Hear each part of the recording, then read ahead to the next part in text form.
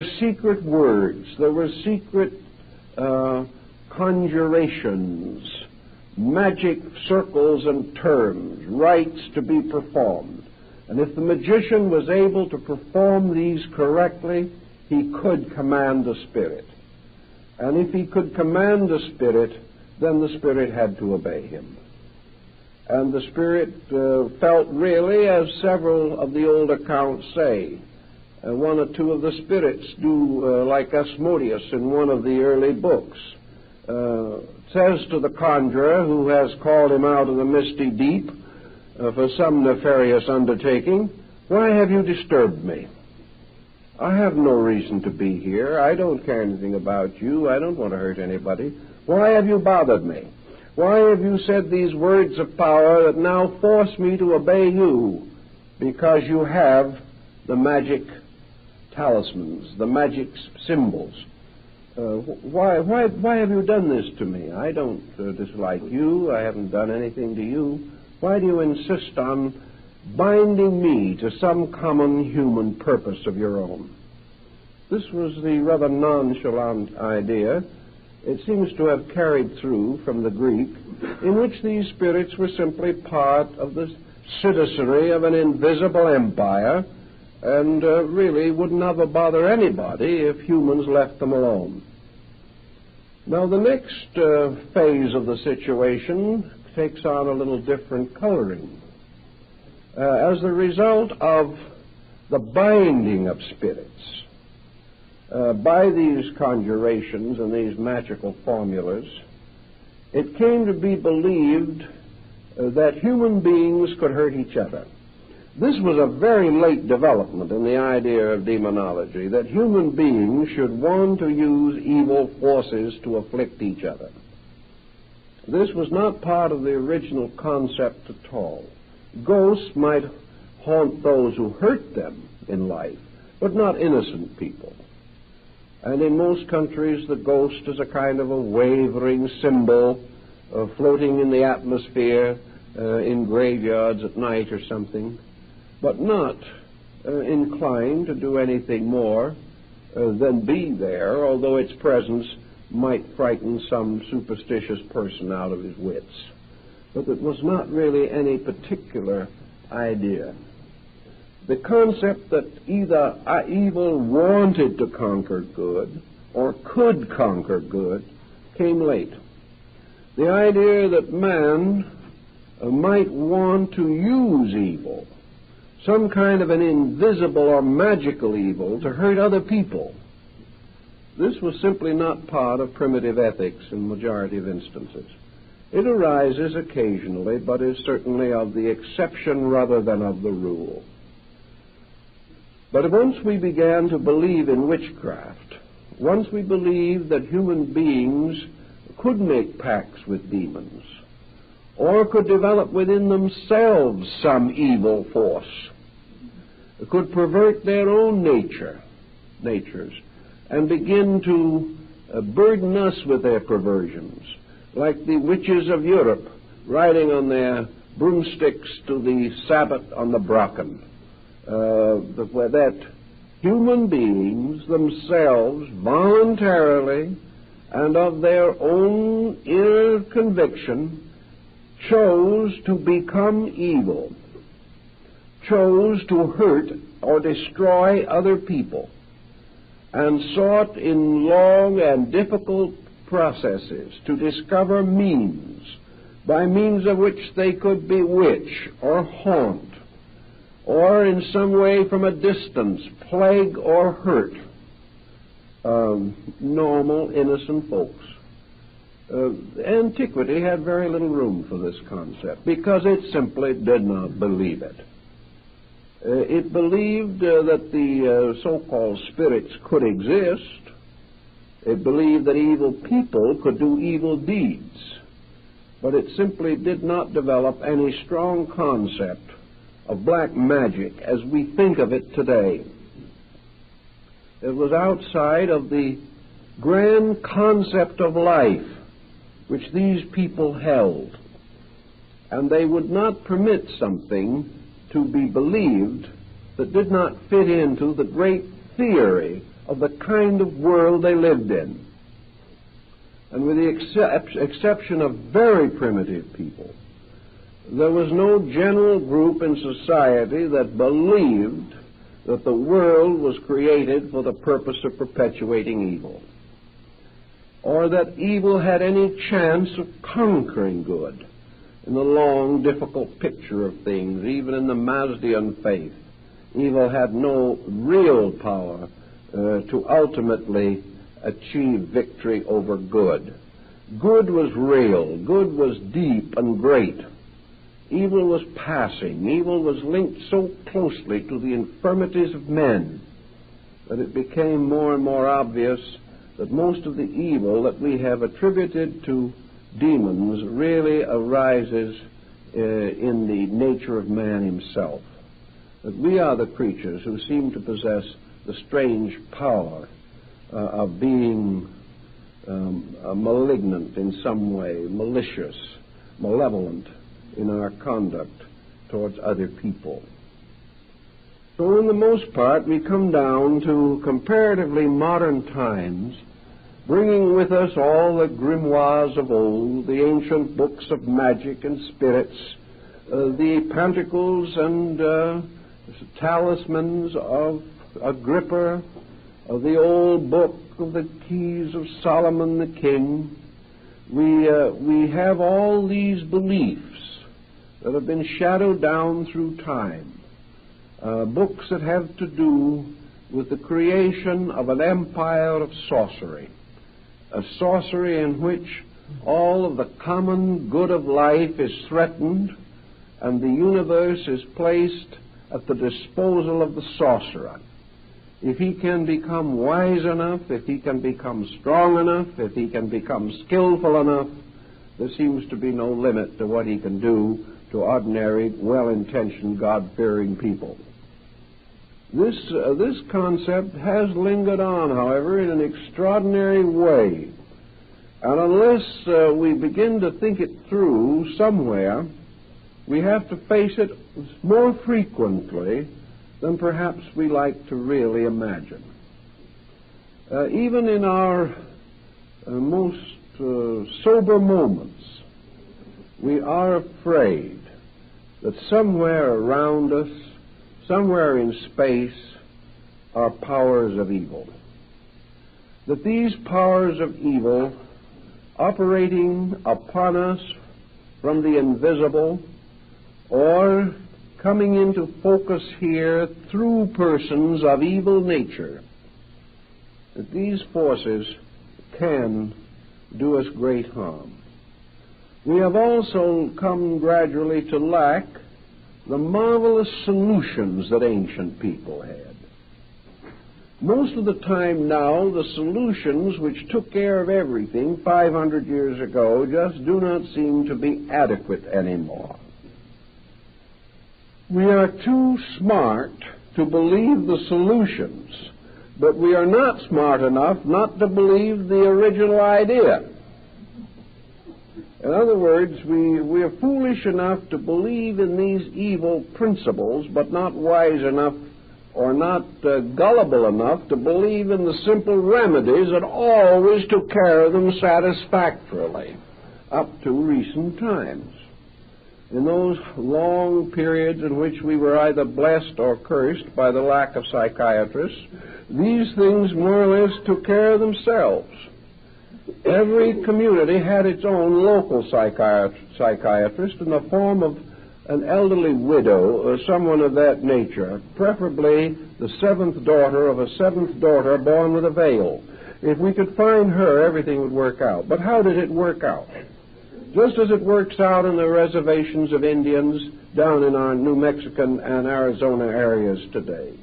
If you think there is an evil spirit that is trying to do you a little harm, you have to find two stones of a certain shape and size, tie a piece of wool around the stones, and carry them in a little pouch in your pocket or on your body. If you have made this little talisman correctly, you have nothing more to worry about. You're in the clear as far as affliction of that nature is concerned. If you're bewitched, all you have to do is wear your coat inside out for a couple of days and it's taken care of. These things certainly cause no more trouble. If it's too bad and you just can't handle it yourself, you go to a bruja, which is another witch, and you pay a very reasonable sum for the second witch to bewitch the first one, and then you go home and go on with your affairs as always. There was always such nice, easy ways out. In the medieval period, all you had to do was confess, do a penance, and be sprinkled on with a little holy water, and the situation was reasonably well in hand. We still have the fears and the worries, but we've lost confidence in the remedy, and that is a rather sad state of affairs, because we now have no way of getting ourselves out of these attitudes. Once we get into them, it becomes a deep and involved and troublesome process. We just are a little less optimistic about how to cure our own infirmities. Perhaps too much dependence on the professional level of things. The point to be very definitely made is this, that as time went on and down into the 20th century, we have a kind of black magic that has drifted along, that has taken on, in some instances, a rather respectable and sophisticated look. The old sorcerer with his pointed cap and long black robe covered with stars has vanished. We have now what might almost be termed the mental magician. He has taken the place of all these other things. But we do still believe that people exist who want to hurt us. We also believe that there are certain persons who can hurt us. And whether this hurting is done by means of chaining a demon, or whether it is done by the natural orneriness of the magician himself, makes very little difference to the sufferer. He actually believes that he is in constant psychic or spiritual danger due to the malicious intent of someone else. Now, that this should be a belief is quite understandable. Our so-called level or veneer of sophistication is pretty thin, and beneath the surface of our so-called mental advancements and attainments, there is still very much of the primitive and very much of the frightened. We all live very largely influenced by fear. And fear is a mysterious thing and is most deadly and most dangerous when the object of that fear is most difficult to isolate or distinguish. Blind fear is the most terrible thing of all, because there's no way you can open your eyes for it. It is simply there as a terrible compulsion to terror within yourself. And nothing that man has ever developed in the form of sophistications apparently can touch this basic atavistic anxiety which is within him. So we are all born with it. We all have to struggle with it, and we all have to solve it much as we solve every other problem in life, mostly by common sense, also by building positive beliefs or convictions that are larger than the negative ones. If we would sit down quietly by ourselves, perhaps, and think some of these things through, we would be forced to make decisions. But by the time we are thoroughly frightened, we are in no mood to make decisions. The immediate terror is greater than any judgment that we can be expected to focus on the situation. So the same problem that answers ignorance in every other form must be applicable to this form. The only answer lies in the individual developing within himself positive resources of understanding and insight that simply will not permit him to take on negative and essentially destructive attitudes. And whenever in the history of civilization men have followed strongly after constructive beliefs. Demonism has faded out. Whenever these beliefs were themselves compromised and men fell back again upon their terrors, demonism increased again. Therefore, we are reasonably certain that wherever the individual does develop inner resources, he is able to protect himself far better from blind fears. I think that in this particular problem, of course, philosophies such as the Platonic philosophy of Greece and the Buddhistic philosophy of India are of the greatest practical help. Because the individual, if he has some kind of a basic philosophy upon which he can lean, will have a tendency not to fall so quickly into a completely chaotic and unphilosophic point of view. Most students, for instance, of mysticism, metaphysics, and esoteric sciences and arts in the United States now in this century believe essentially in a universe that is ruled over by proper, orderly laws. Most mystics and most of those persons who by nature and temperament might possibly come under the pressure of too much belief in invisible forces in life, most of these people claim sincerely that they believe in a good God. They claim one of two things: either that God is good, or if they're rank materialists, that God does not exist. And if God does not exist, and there is no purpose to the universe, then we have no reason to suppose that evil exists either, because if there is any enduring principle, there is no doubt from all of our observation and reflection for thousands of years that this principle is essentially good. So if we believe, for example, as in Platonism and Buddhism, that this universe is the product of a divine mind, that this divine mind of itself is inevitably and eternally good, and by the very nature of itself produces out of its own nature only good. If this universe, therefore, is a product of divine consciousness and is ruled over by just laws, wherein all the heaven and earth of justice is their place for psychic plaguing of one person by another, something has to be wrong in the picture somewhere. If a person is subjected to psychic malpractice, which he hasn't earned, which he doesn't deserve, and for which he has no way of protecting himself reasonably, and he must endure this because some other person wishes to take advantage of him, and the one person is not punished for his evil, and the victim is not protected against this evil, what happens to the concept of universal law and order? Well, the answer of the afflicted person usually is that the universe of law and order is a long way off, somewhere in space, and the difficulty of the moment is right here. And this is considered to be irrefutable.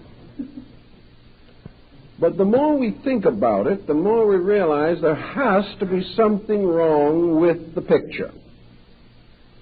We have to realize that if it were true that by means of the faculties that we are normally endowed with, we are capable of exercising extraordinary malicious influence over other minds, if it is possible for a mind, for good or for ill, to control the life or destiny of another human being, simply because this mind is stronger and the other mind is weaker. And the weaker mind has no defense whatever. We would be in a situation in which the whole world could very well become involved in what might be termed psychic warfare. We would have no out for this situation. In the 1940s, there were probably 300 or 400 million minds, strong minds, many of them, minds of persons horribly hurt and injured, millions of persons going out like the haunting ghosts of antiquity, with all his hatred headed straight at one man, Adolf Hitler. And yet it took the combined armies of the Western powers to finally bring this man to his end in a bunker in Berlin. He was under the most terrible mental pressure imaginable.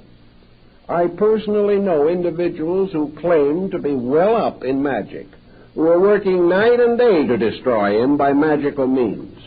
All he did was take on some more territory and take another nation over.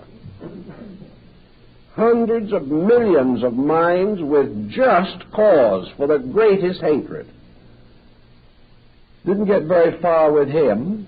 What finally got him was himself. The same might be true of Mussolini. The same was certainly true of Joseph Stalin. The probabilities are that almost as great an amount of hatred was turned against Wilhelm Hohenzollern II, who passed a pleasant and quiet old age in Holland. Why? If one individual can, by means of mental suggestion, destroy my life or your life, how is it that they can never seem to get the fellow that needs trouble the most? They don't get him. He keeps right on going. And the reason why he almost certainly keeps on going is because he doesn't believe that these other people can do it. He is so sure of himself. Hohenzollern with his me and Gott. Hitler, the man of destiny. Napoleon, the man of destiny.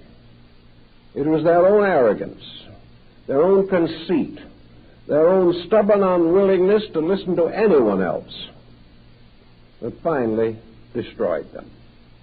But the sorrow, the pain, the agony of minds did not do it. The prayers lifted up against these tyrants did not seem to operate very effectively. And yet we like to assume that these same forces that cannot touch these men, even when augmented several millions of times by concerted thinking, that one lonely character of uncertain mind can destroy us. Actually, we have to re-evaluate this entire situation. And it is a little difficult to do because there are things we so desperately want to believe. And there is nothing that we want to believe more than that which we see, that which we hear, and that which occurs so directly and intimately to us that there seems to be no possible way of evading or avoiding the situation. What we see that happens seems so factual that we cannot escape it. Now, in Buddhist philosophy, we have these repentant onis, miscellaneous secondary demons, who more or less finally went to the robe and became good Buddhists themselves. And what do we have as the answer to the rest of the problem in Buddhism? There is one thing, and that is perhaps the most important key to all. There is one legitimate cause for the individual to be in trouble, and that is karma. Now, karma is not a monster. It is a good law, absolutely necessary to us. But like the Mio of China and Japan, the ferocious-faced deities were always smiling in a kind of a wicked, sardonic way, as much as to say, I shall have you for breakfast. These Mio, or Fudo Mio, represent karma.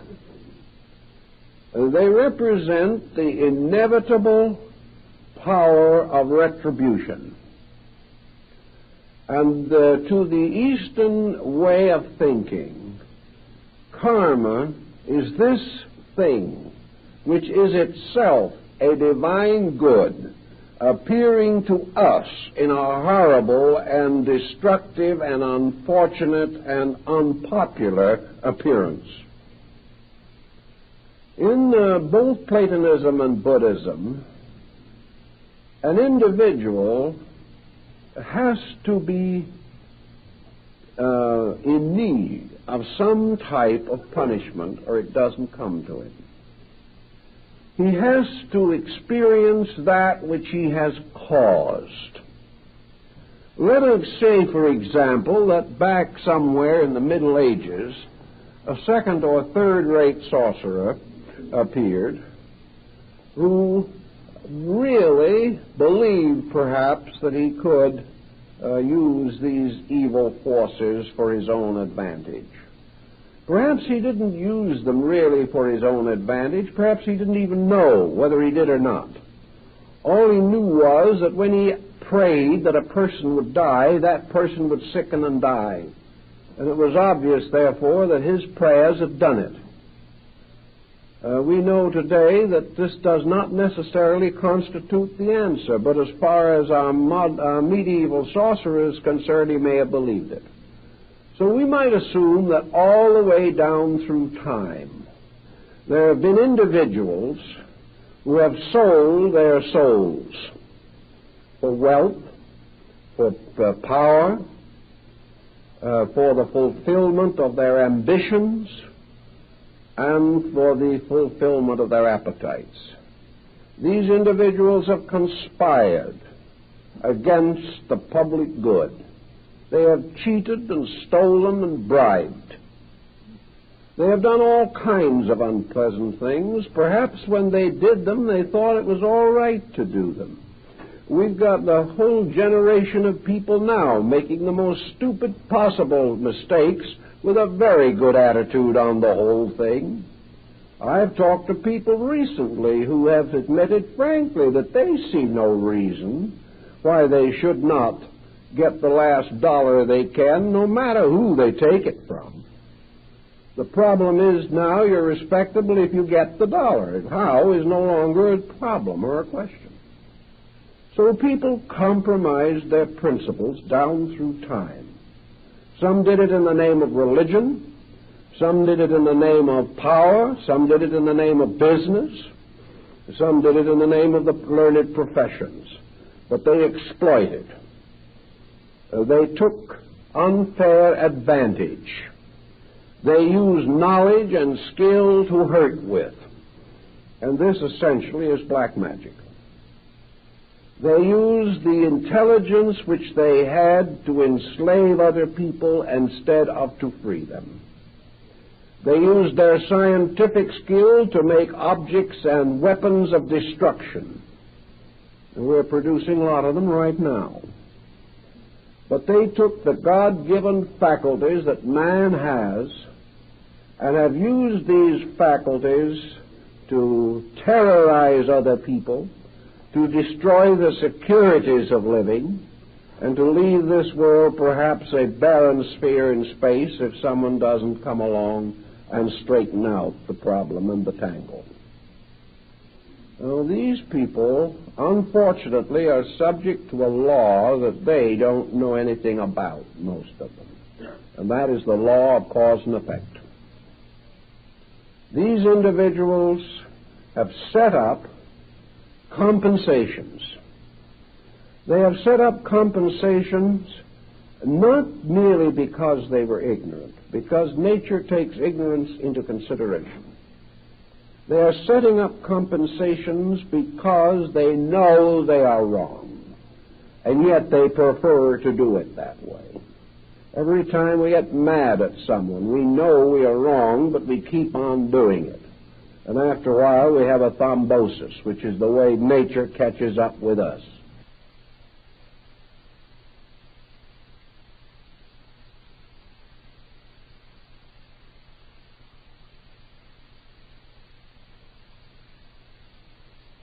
When we do what we want to, the world is wonderful. But a thrombosis is sent by the devil. We haven't realized that in many instances, the devil, which is merely a form of the deity Fudo or Yama or Mara in India, is the luring, flame-encircled image of karma. The natural ills that we have done coming back to us. But we remember the words of Mephisto in Faust, when Faust asks the demon who he is. And Mephisto answers, the spirit of negation, part of the power that still works for good while ever scheming ill. This is karma. In other words, the demon is simply the long way toward the good, the roundabout way through the mistakes that man himself makes. So there is one way in which things can go wrong with us that we cannot explain. Paracelsus, who probably is accredited with knowing more about demons than any other medieval thinker, tells us that there are no miraculous circumstances in life, that a miracle is only the effect, the cause of which is unknown, but that cause must be equal to the effect that it produces. So what we term psychic persecution today is an effect. There has to be a cause for it. And where are we going to find the cause? Where in the universe can we find a just cause that something unfortunate should happen to us? The only possible answer is that the just cause has to be ourselves. There has to be a lesson which we must accept. There has to be unfinished business. When this moves in upon us, we can join the Hindus and the Romans and the medieval Christians and the Goths and the Celts in assuming that an evil spirit is bringing it in a pack on its back. But this evil spirit, so-called, is nothing but the retributional aspect of universal law. A good spirit, a saintly spirit, is the spirit of the reward for good. The evil spirit is the spirit. A good spirit, a saintly spirit, is the spirit of the reward for good.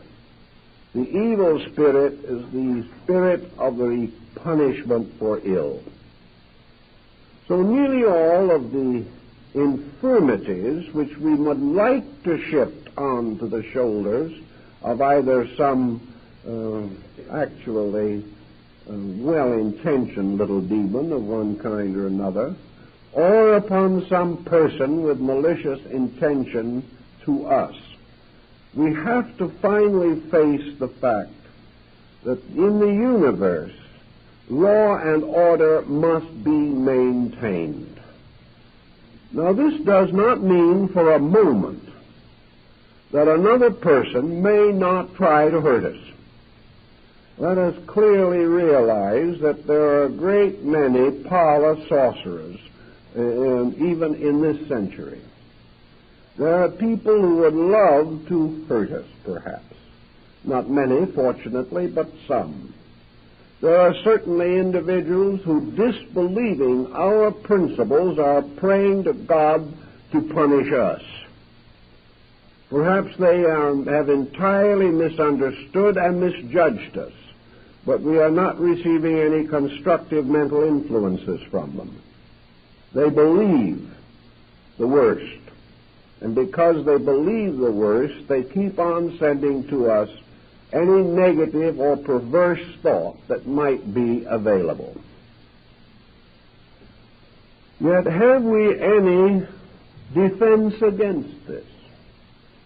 How are we going to defend ourselves against persons we don't know, perhaps, certainly whose location we could not find, whom we cannot take into court and charge them with some malicious mischief? Persons who perhaps we have gradually come to fear with such an intensive terror that it is destroying our own rest and sleep. And if we were able to pick up the telephone and say to these persons, "Are you trying to make life miserable for me?" quite possible the individual would answer, "Yes. I'm doing all I can to make life miserable for you." So here it is. I'm miserable. Somebody else admits they're trying to make me miserable. The circumstantial evidence would almost stand in court. Yet it doesn't have to be true even when it goes that far, because we are still faced with this constant problem. How are we going to assume any kind of a just existence if another person can make life miserable for us because they want to, and not because there is any justice in it? I think we have to realize that man has been equipped by life with everything necessary to protect him on this dangerous journey which we call existence. Just as surely as he has gradually developed means for the protection of his outer body, as he has developed all that is required to preserve himself as far as possible against almost any creature except his own kind, we realize that man is psychically well equipped to defend himself. He is psychically set with a keynote of vibration. No two human beings have the same keynote. The discovery of this keynote by any other person is an extremely remote possibility. And even assuming that it could possibly be done, there still remains the problem of the ethical universe in which we live. From what we can learn from the older philosophical systems, man is capsulated or enclosed in a magnetic field. This field, in turn, is surrounded or held by a mysterious thing called the auric egg. The walls of this egg are stronger than steel, but completely invisible. Against this field, any bacterial organism, anything of this nature, has almost no chance whatever of making any inroad upon man.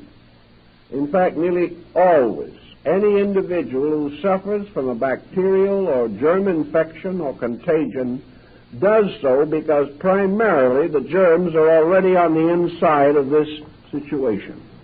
We are carrying all these in our own bodies, and they are coming out into victorious manifestation because of mistakes that we make in the maintenance of our own economy. If we allow ourselves physically to run down, the germs take over. If we build up, the germs retire. Nature has provided us with a most extraordinary defense mechanism. And this mysterious mechanism extends also into our psychic lives.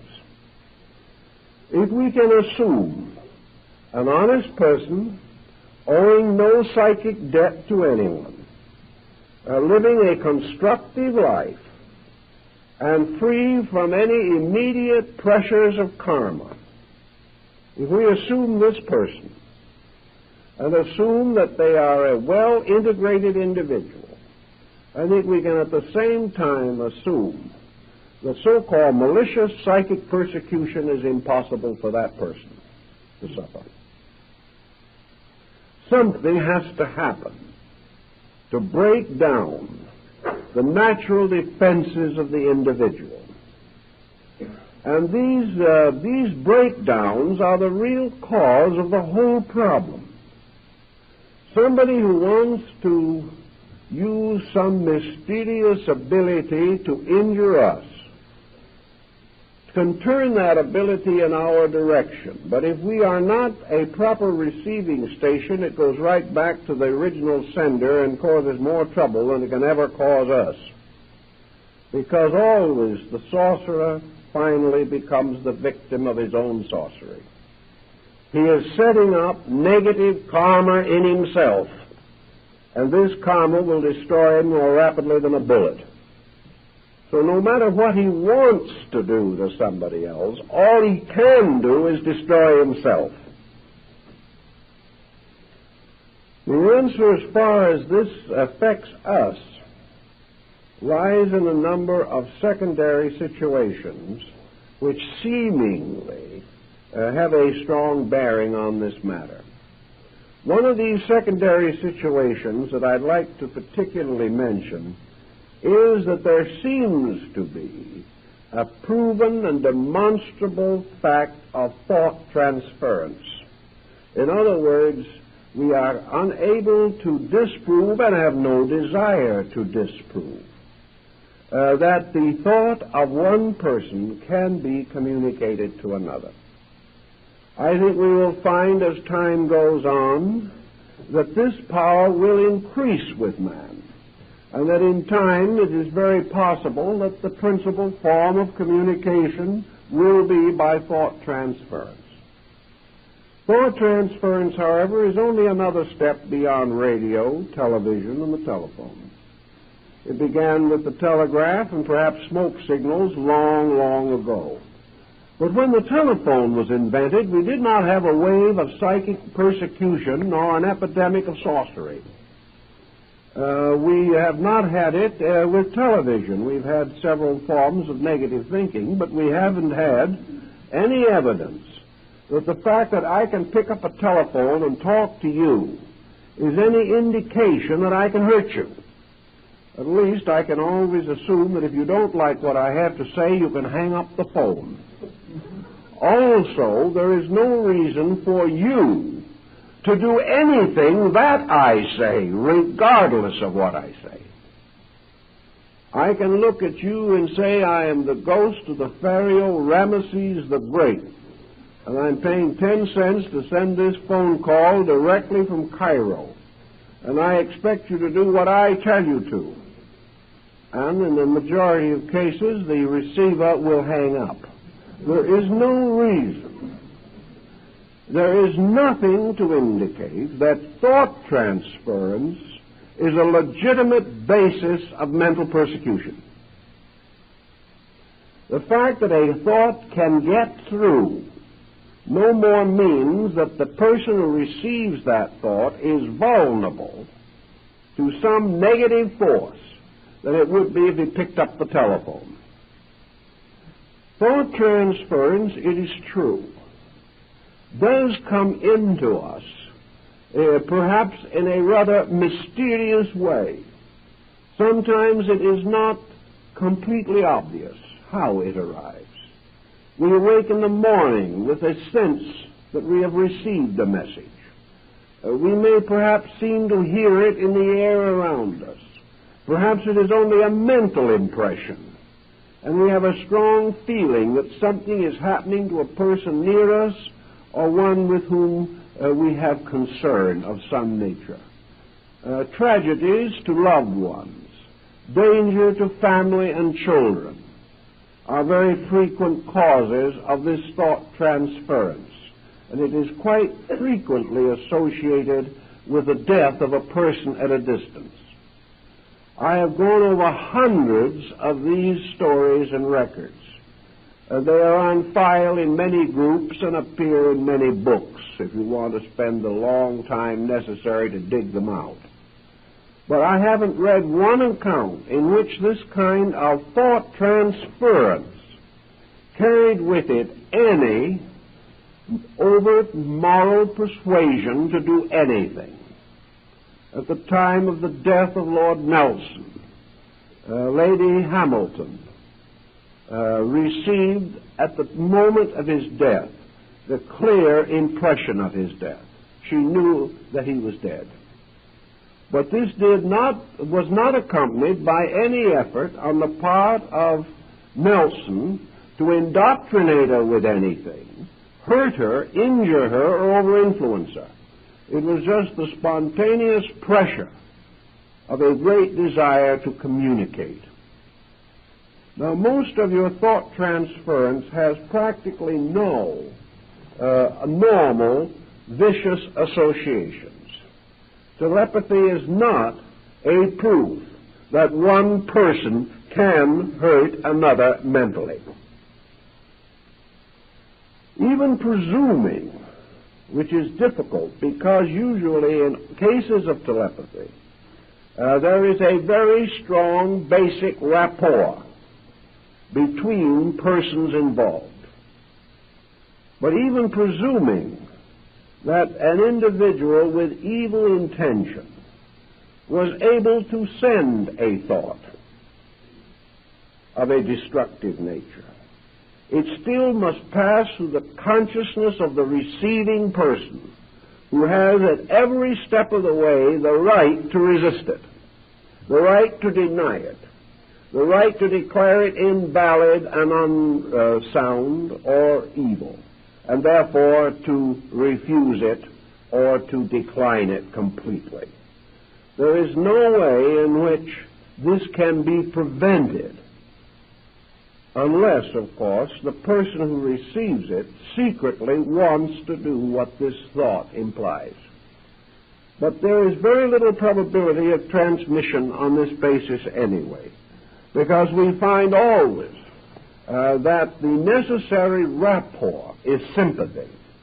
Hatred is no ground for sympathy. Evil is no ground for sympathy.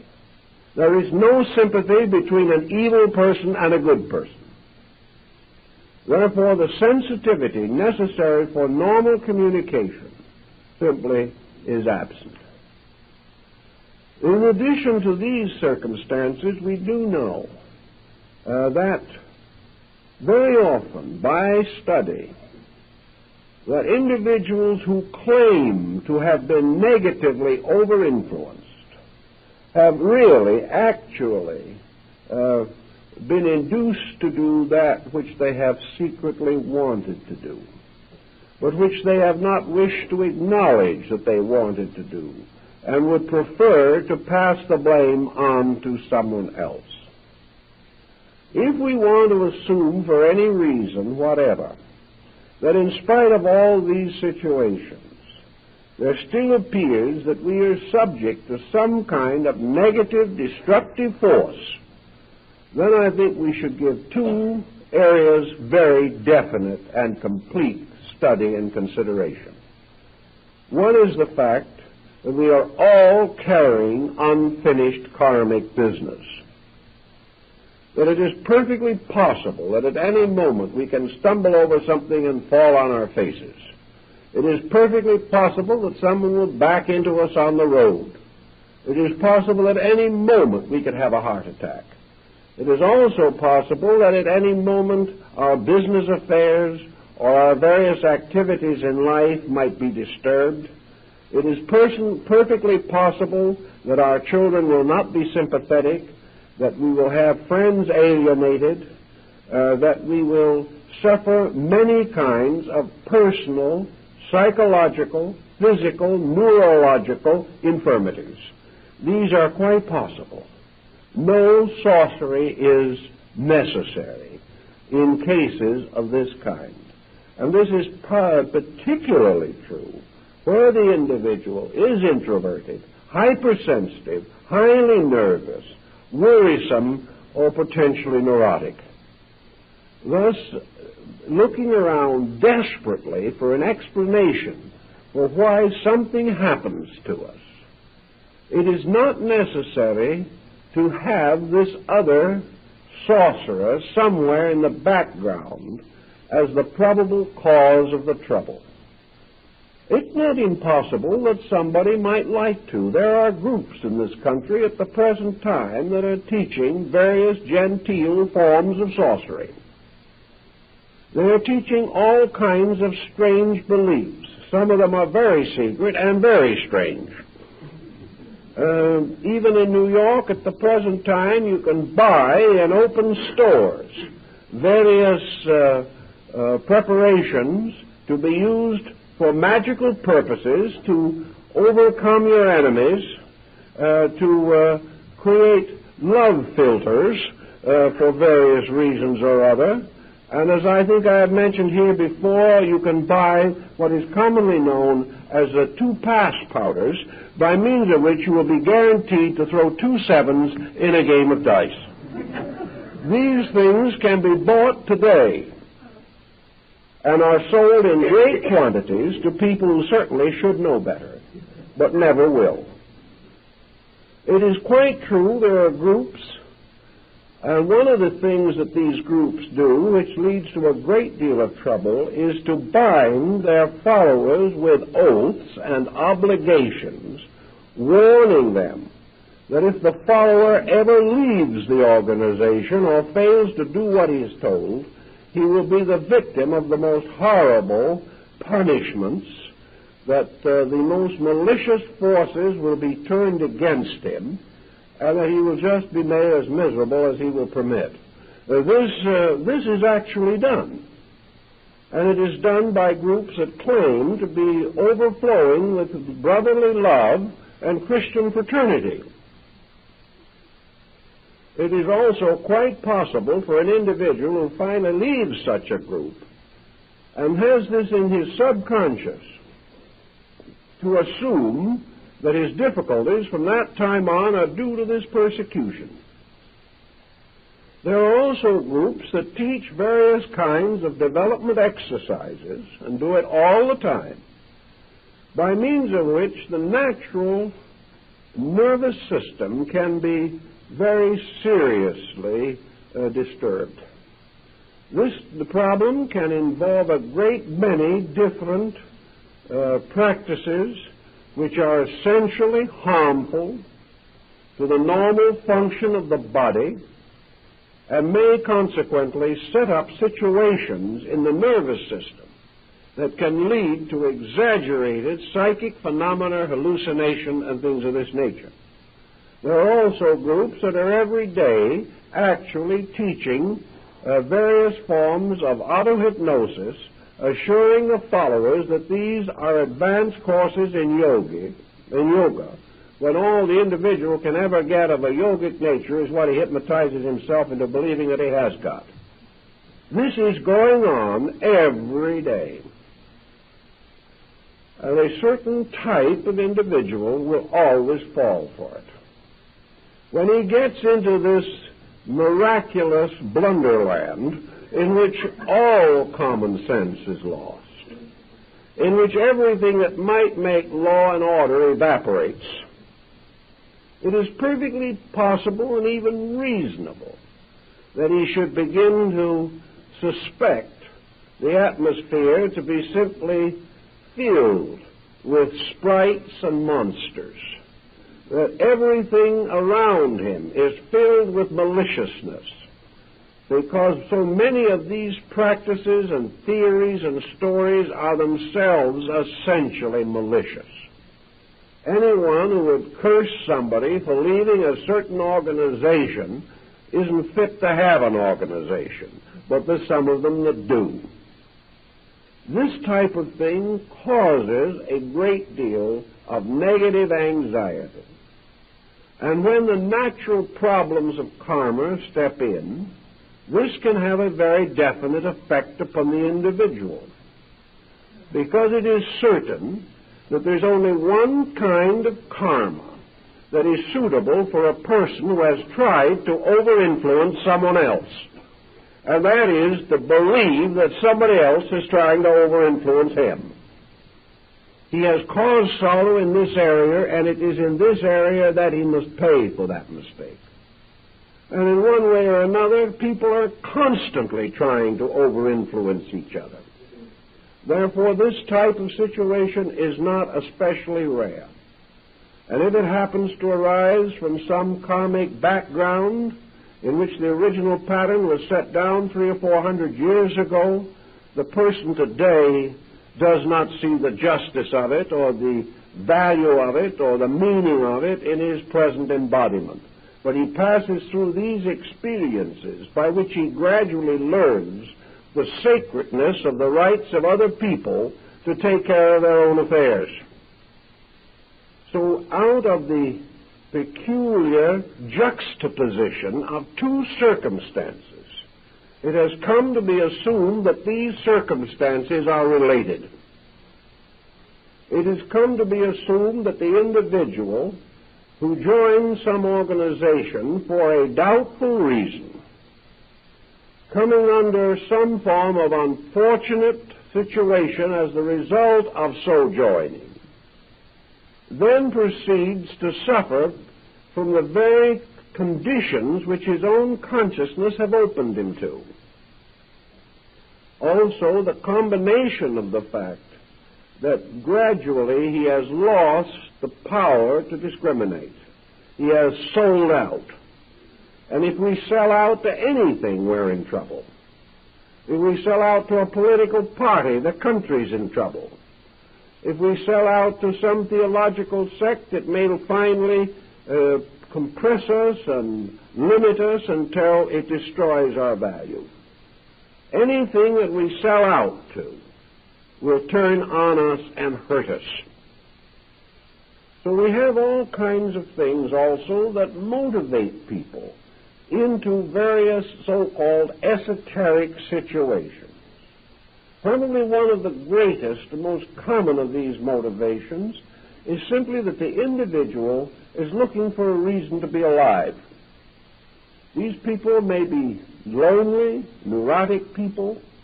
They're people who desperately want to be important, and to them all kinds of esoteric matters contribute to importance. The individual who has never been able to influence himself correctly will love to influence the rest of humanity. So these people trying to find interest in life, trying to find forgetfulness to their various limitations, trying to get new areas of influence, trying to buy their way into a valuable life, trying to develop powers which will enable them to accomplish mentally what they have no desire to earn physically.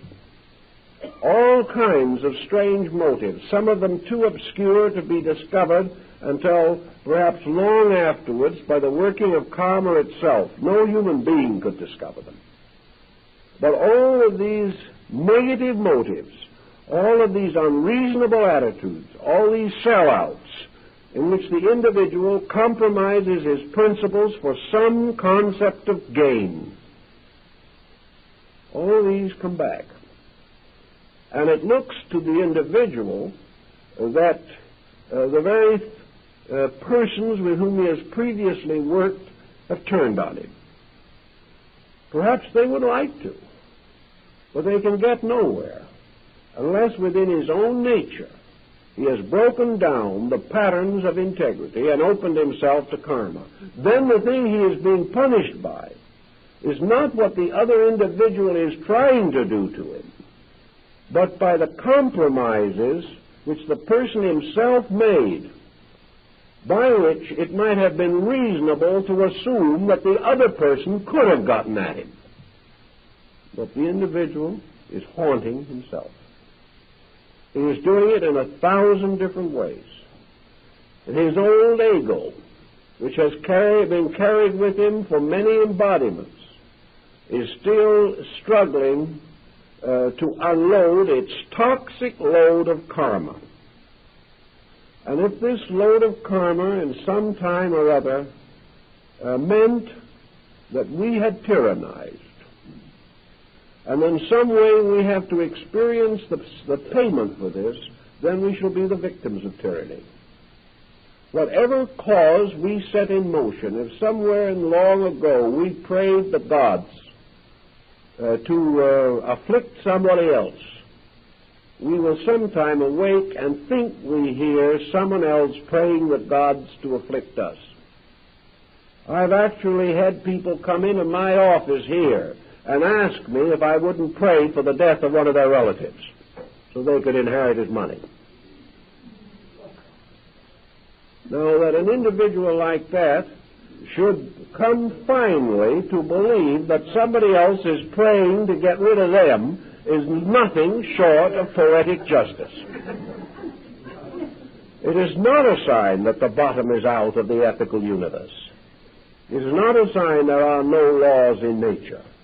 And there is certainly not a sign that good people can be the victims of bad people. Buddhism and Brahmanism and Hinduism all teach that another man can take our body. We can be killed. We can be shot. We can be stabbed. Or we can in time simply die from natural causes. Our physical bodies are vulnerable. They belong to this world, and they can be taken from us by the various incidents and accidents of life. But to all these systems, this is not important. Actually, the only thing that is important to man is the integrity of his own consciousness.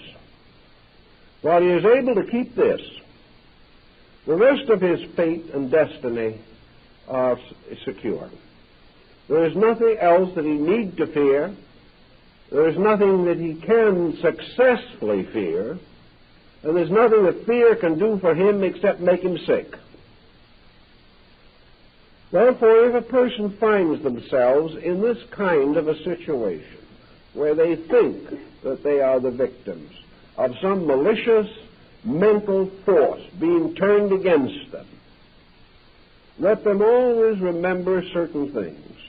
That whether such a force exists or not, the fact that we believe that it is doing this to us can do us the greatest harm. Also, most metaphysicians of even the traditional school tell us frankly and firmly, and have said so again and again, that if we change this believing, if we return only good for evil, if we return only strength against weakness, if we reply only in the most constructive way to any seeming circumstance which is incomprehensible to us, we are then, by every level, every count, and every theory, doing the greatest possible good for all situations concerned. In other words, if in the presence of some such a negative thought, we can simply go no further than to say that we still believe that there's somebody trying to hurt us, but that the only answer that we have is to bless that other person, and to realize that as far as the universal principle is concerned, this person who might be trying to hurt us should be the object of sympathy. They're the one in trouble, not us. They're the one who are in need of assistance. For the moment, for any reason, we wish to hurt another, we are in the most desperate danger ourselves, not because of the fact that we are opening our natures to some strange, infernal, perditional punishment, but simply because this type of thinking sets up psychosomatic patterns within ourselves which will destroy our bodies, minds, and hearts.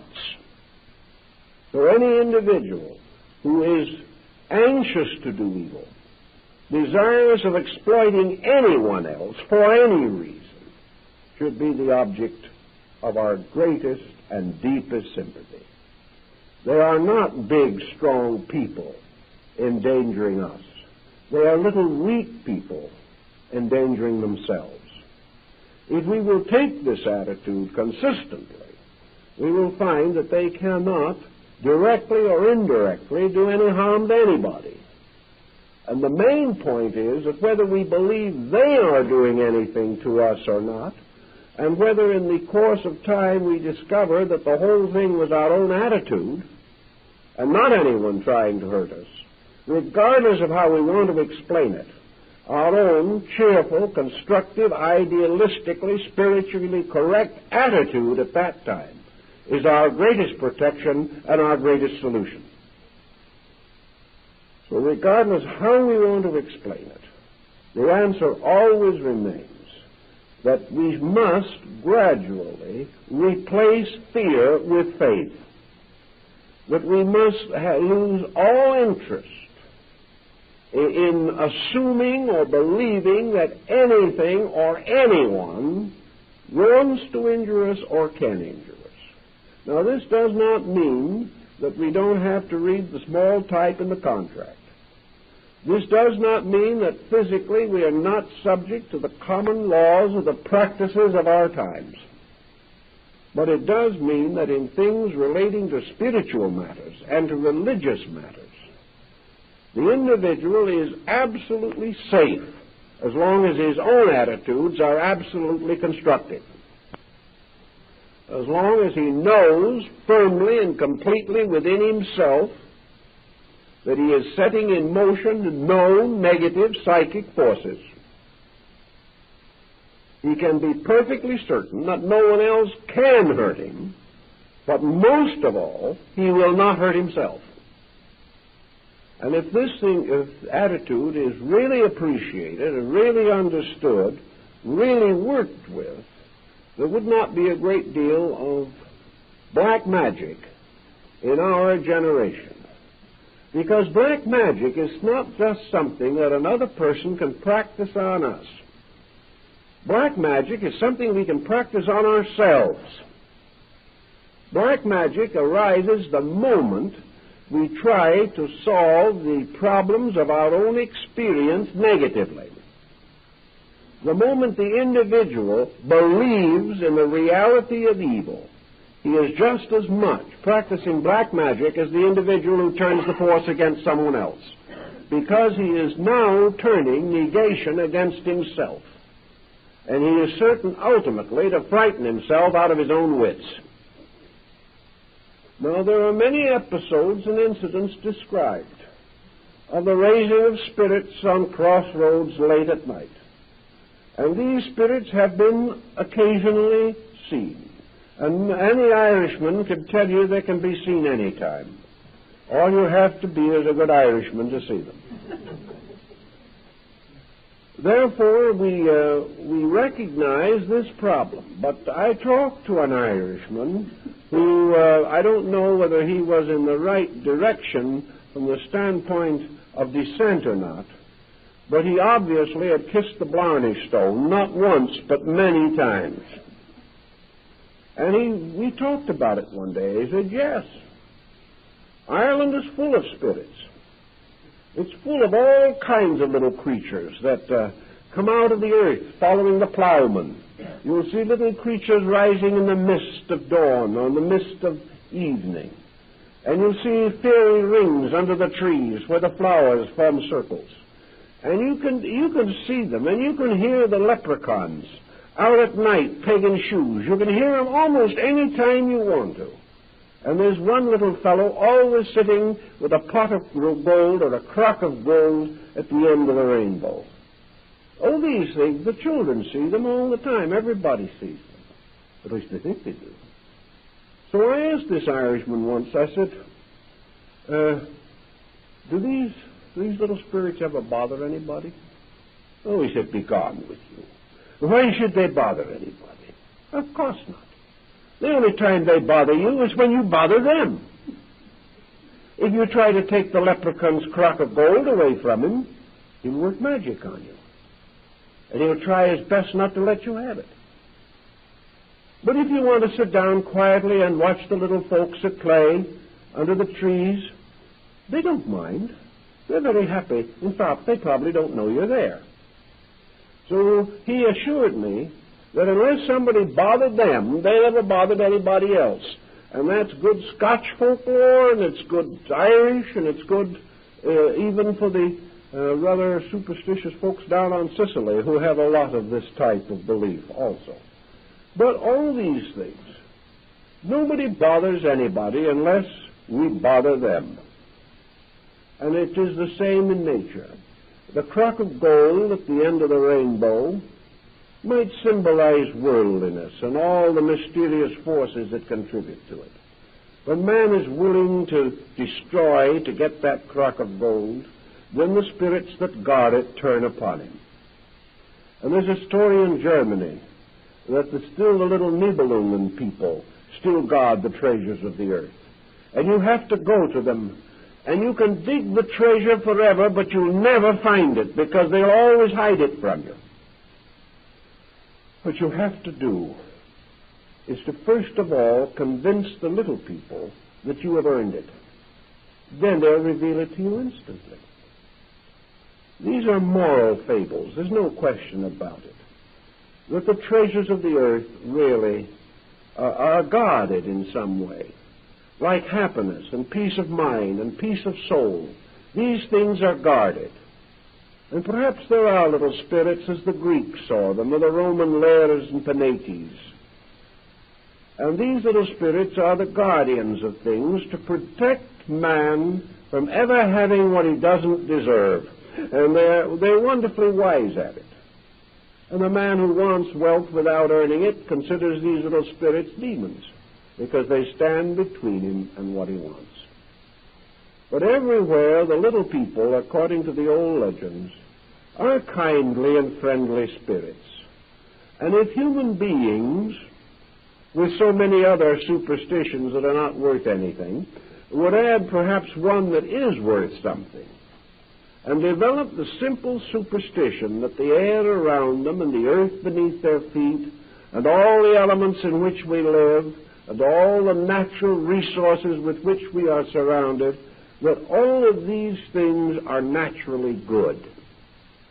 Whether we want to assume they have spirits with them, we don't know. That isn't important. But that whatever there is beautiful, is good, and is kindly. And the unknown and the unseen are only the extensions of this. That a thing doesn't suddenly become bad because we can't see it anymore.